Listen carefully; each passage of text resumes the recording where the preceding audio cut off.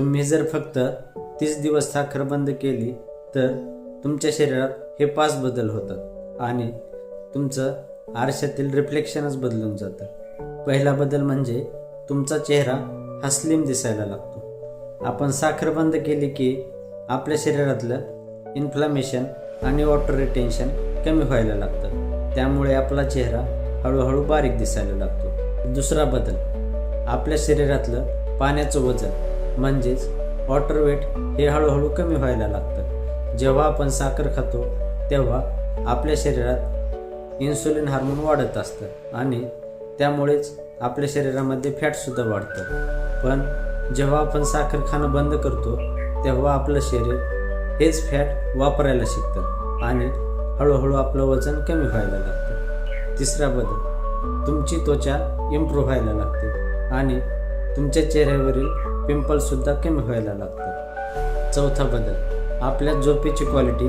खूप वाढते आणि आपल्यातला चिडचिडेपणा हा हळूहळू कमी व्हायला लागतो।